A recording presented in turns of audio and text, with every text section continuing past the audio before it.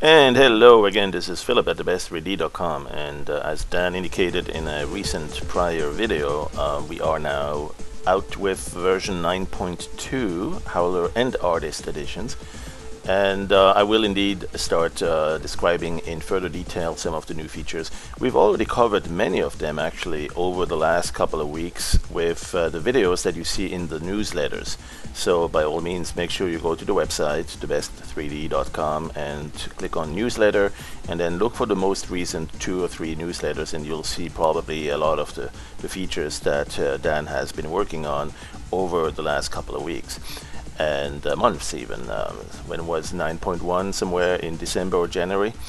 So I will cover those new features in a bit more detail, but I wanted to do one more thing before we do that, and that's to show you something that you have perhaps not seen yet, which is using the foliage brushes among the particle optipostics settings, using the foliage brushes together with the force field. Now the force field is something that you already had in the particle settings, in the regular particles or the the non-rule based. This is a rule-based foliage setting, our rule-based brushes.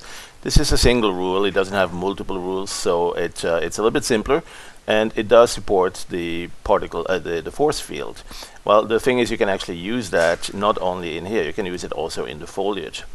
And I kind of accidentally found out. So let's see first, what is it? You know, the rule-based, you need a force field. That means you need some sort of an image that will act as a deflector. And for instance, you might use something like a rendered grid. Let's do that, right? And when you render a grid like so, you could use that as a force field. And what that means is you basically click on force field here. It will grab it and start implementing sort of deflectors or forces that move the particles in other directions than they would normally go, right? So if you have now, for instance, some particle brushes like these, they are starting to line up. If you increase the strength or the power of the force field, you can see that even if you erase the image of that grid force field is still there. And you can change the number of particles, perhaps very few of them. You can change the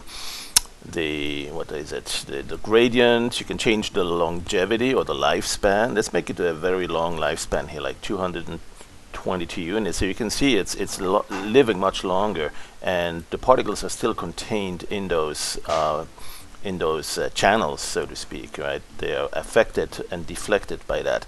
Let's get rid of the gravity that pulls it down, so it really goes in all directions, and it starts to reveal.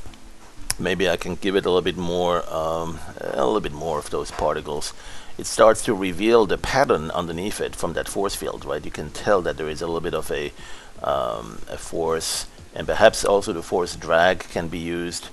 And so soon enough, you can create very different types of particle effects simply by using another image as a force field. In fact, this image itself can also be the next force field. What you do is you clear it here, you close it, uncheck, and then recheck it, and now you have a new force field that's using this image.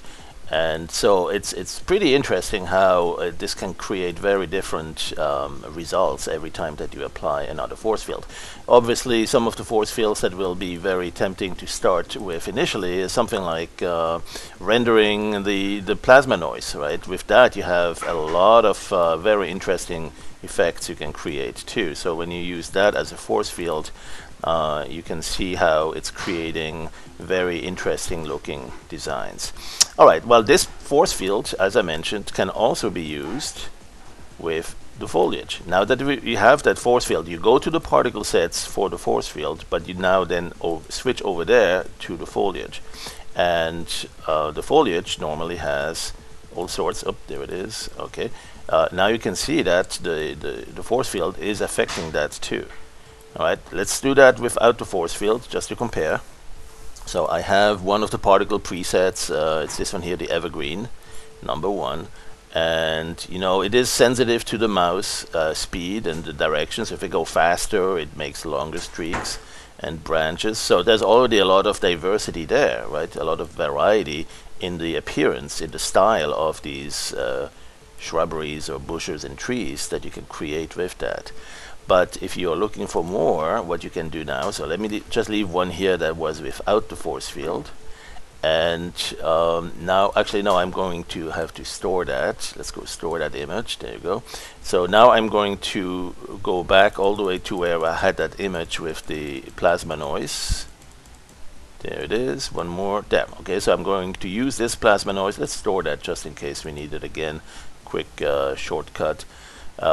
So I'm going to now temporarily switch over to the particles. Don't need to enable that. Just click on force field to activate it, and it grabs the image, and you can now switch back to foliage, which is still enabled, or make sure it is if you disabled it in between, and then you have that foliage ready to draw with the force field in effect. And so you see that it's doing something very different now.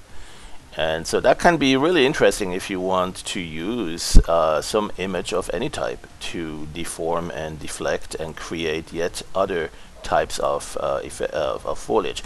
Remember that this type of foliage can also have the alpha channel enabled.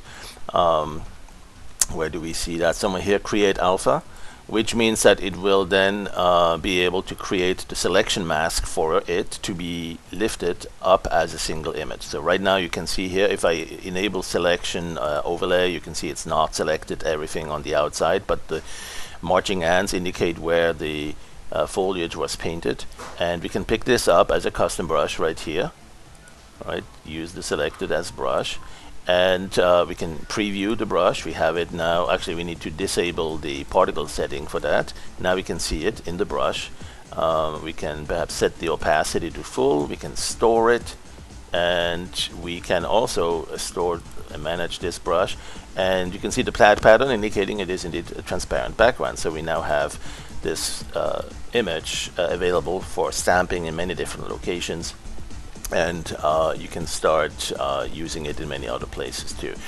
This one still has a little bit of this white glow around it because it was anti-aliased and had a white background. So this is one definitely where you would want to also work on the transparency. Actually here, the pre-multiply correction to perhaps fix that to some extent if possible. And there it is. So now we have a cleaner tree without the white glow around it, and you can use it on just about any sort of backdrop.